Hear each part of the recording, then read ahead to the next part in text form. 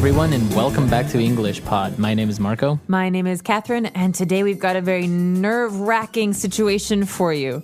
That's right, we are going to meet the in-laws. Meeting the in-laws. So who are in-laws? These are the parents of your husband or wife. Right, so in this case, you have the mother-in-law and your father-in-law. That's right. So we're meeting these people for the very first time. You can imagine how nervous the man is who's meeting his future wife's parents. Let's learn all about what they talk about in today's dialogue.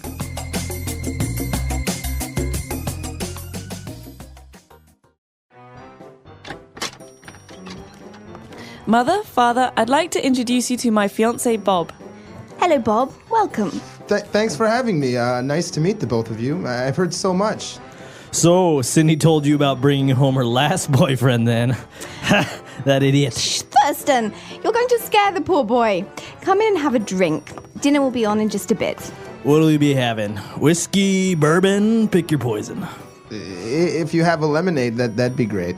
Lemonade? Why, sure, there's some in the fridge. Mother makes her own lemonade from scratch. It's the best. So, what are your hobbies, son? If you want, we can do some hunting tomorrow. I've just picked up a new rifle I've been meaning to try out. Should be a real hoot. I'm not really, I don't really hunt. You don't hunt?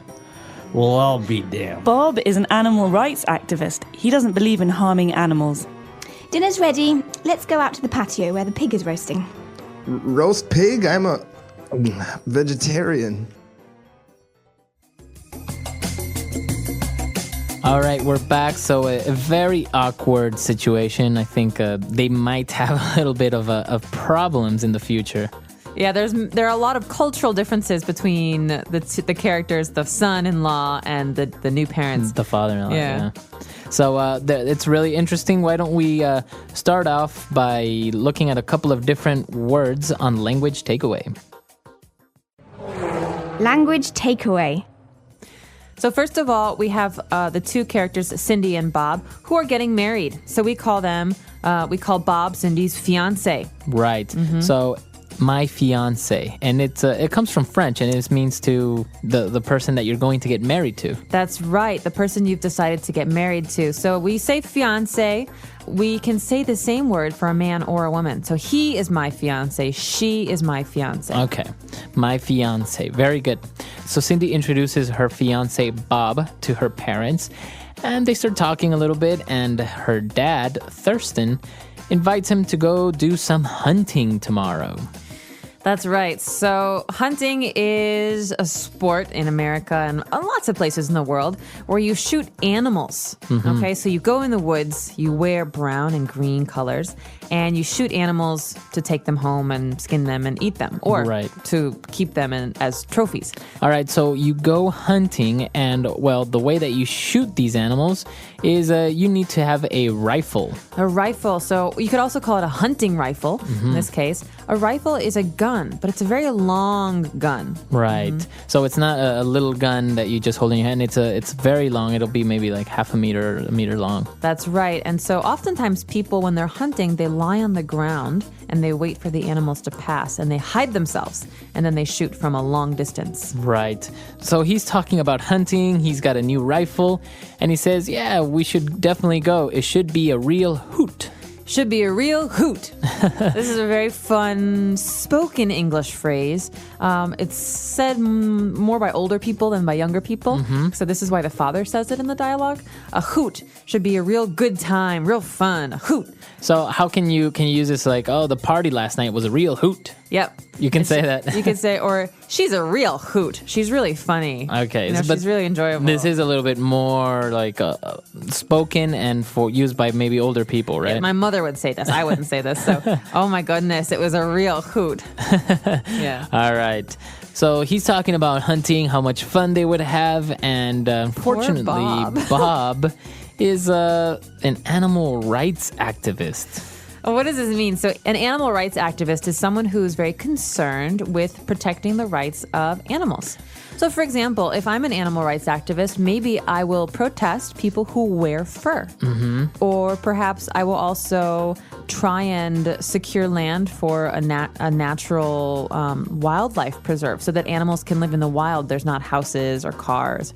So animal rights activists are people who try to make sure that animals are protected from human beings. Okay, very good. And this is what Bob is. So obviously Bob is not really into hunting, right? I'm guessing no. These are two opposites. You have people who like to kill animals and people who want to protect the lives of animals. Right.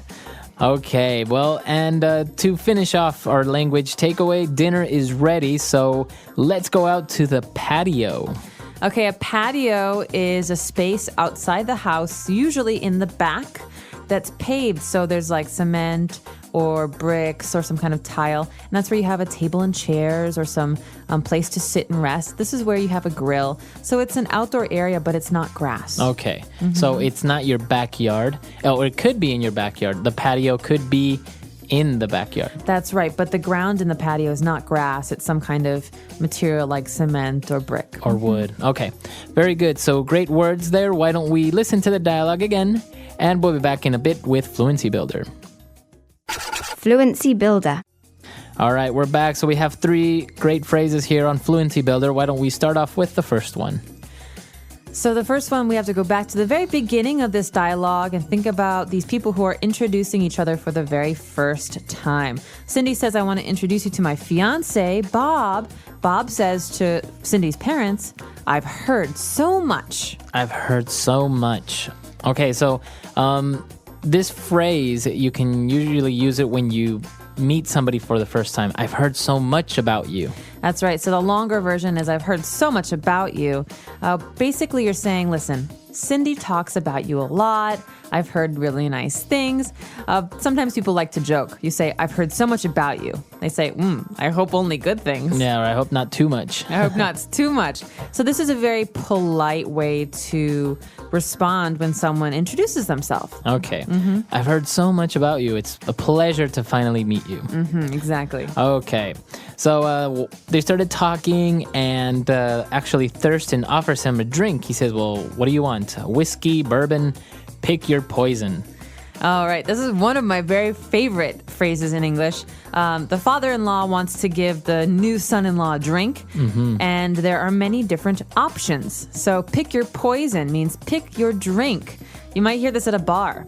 What do you want to drink? Well, pick your poison. Right. You could have whiskey, rum. So usually we're just talking about alcoholic drinks. Okay, so you wouldn't really use this for juices or water or something like that. Nah. Okay. This is for alcohol.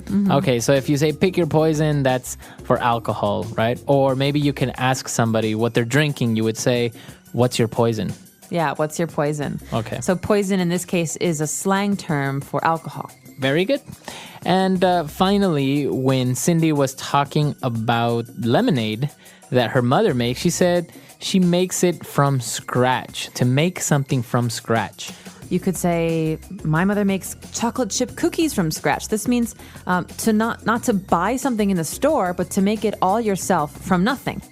So making lemonade from scratch means taking lemons, cutting them, taking the juice, adding some sugar. So you're making it from nothing. Okay. You're not using some kind of kit or some kind of, canned drink from the store. Okay, so for example, maybe some Italians in Italy make their spaghetti from scratch with flour, and they knead it and they make everything from scratch. Wow, so you don't buy a box of spaghetti, but you actually have to cut the spaghetti and pull it. And Exactly. Yeah, very, very hard work. So to make something from scratch, and usually you can add the something goes in between, right? To make lemonade from scratch, make bread from scratch. Make ice cream from scratch. Okay, so those are our 3 phrases for today. Let's listen to the dialogue for one last time, and we'll be back to talk about this very, very interesting topic.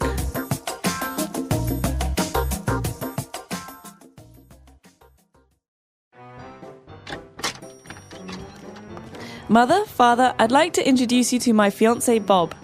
Hello, Bob. Welcome. Thanks for having me. Nice to meet the both of you. I've heard so much. So, Cindy told you about bringing home her last boyfriend then. Ha, that idiot. Thurston, you're going to scare the poor boy. Come in and have a drink. Dinner will be on in just a bit. What'll you be having? Whiskey, bourbon? Pick your poison. If you have a lemonade, that'd be great. Lemonade? Why, sure, there's some in the fridge. Mother makes her own lemonade from scratch. It's the best. So, what are your hobbies, son? If you want, we can do some hunting tomorrow. I've just picked up a new rifle I've been meaning to try out. Should be a real hoot. I'm not really, I don't really hunt. You don't hunt? Well, I'll be damned. Bob is an animal rights activist. He doesn't believe in harming animals. Dinner's ready. Let's go out to the patio where the pig is roasting. Roast pig? I'm a vegetarian.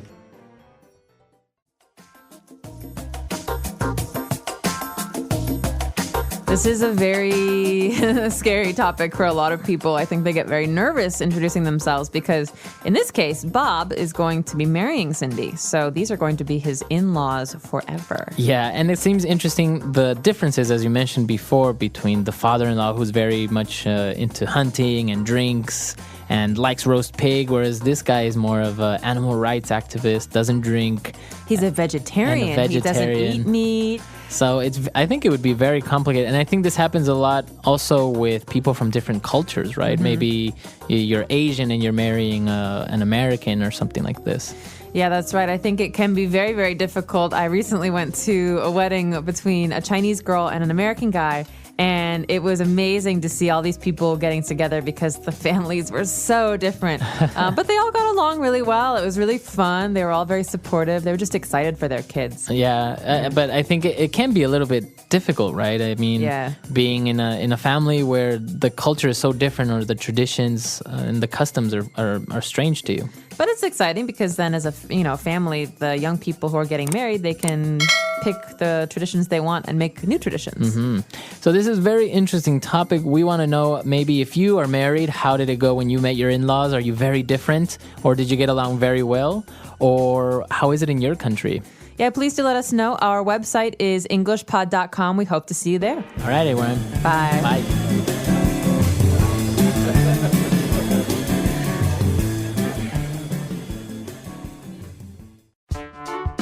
The English Pod Audio Review. Listen to the meaning, then say the vocabulary word. Scratch. Pick your poison. Pick up. Roast. Activist. Well, I'll be. Let's try that faster. Scratch. Well, I'll be. Pick up. Roast. Activist. Pick your poison. Now say the word and hear it in a sentence. Scratch. Scratch. Scratch. Scratch. Scratch. Scratch. Pick up. Pick up. Pick up. Well, I'll be. Well, I'll be. Well, I'll be. Activist. Activist. Activist.